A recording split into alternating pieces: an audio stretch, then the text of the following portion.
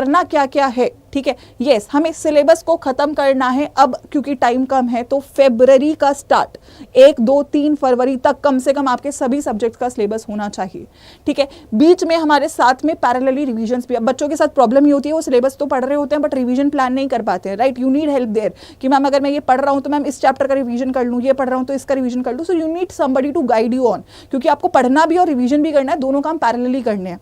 साथ में you need to practise sample papers, right. तो ये तीनों चीजों को एक साथ मैनेज करना एक बच्चों के लिए प्रॉब्लम रहता है, राइट।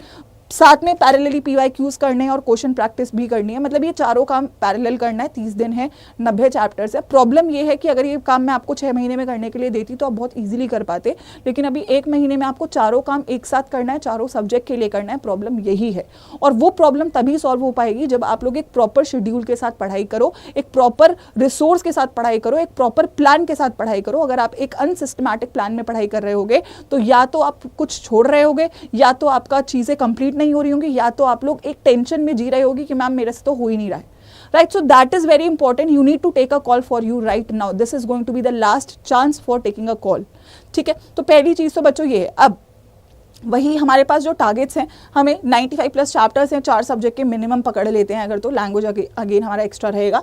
हमें शॉर्ट नोट्स बनाने ही बनाने हैं, हमें साथ में 3 रिवीजन करना है। अब एक तो हमें जनवरी फेब के बीच में करना है, और एक फेब जैसे ही स्टार्ट होगा तब हमारे 2 रिवीजन साइकिल्स लगेंगे, एक पेपर शुरू होने से पहले और जो एक पेपर के बीच में आपका टाइम मिलेगा उधर, ठीक है। साथ में लास्ट 10 ईयर के PYQs करना है। अब ये मैं यूट्यूब पे भी करवा रही हूँ, आप सभी लोग को पता है, बैच में तो करवाऊंगी ही, करवा ही रही हूँ, बट यूट्यूब पर मैं ऑलरेडी ये काम आपको करवा रही हूँ। उसके बाद 10 सैम्पल पेपर करने। अब आप बोलोगे मैम टाइम इतना है, 10 सैंपल पेपर कैसे करें, लेकिन इसी को ही मैनेजमेंट बोलते हैं, इसी को ही प्लानिंग बोलते हैं कि कैसे आप थ्योरी के साथ, प्रैक्टिस के साथ, PYQ के साथ सैंपल पेपर भी कर डालो, प्लस सभी सब्जेक्ट्स के लिए करो। This is a difficult task but you need help, you need planning, you need schedule.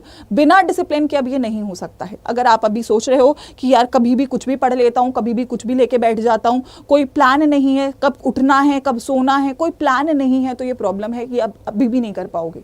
So we need to plan, that is the only thing जो आपकी सिचुएशन को बच्चों इस वक्त चेंज कर सकता होगा, ठीक है।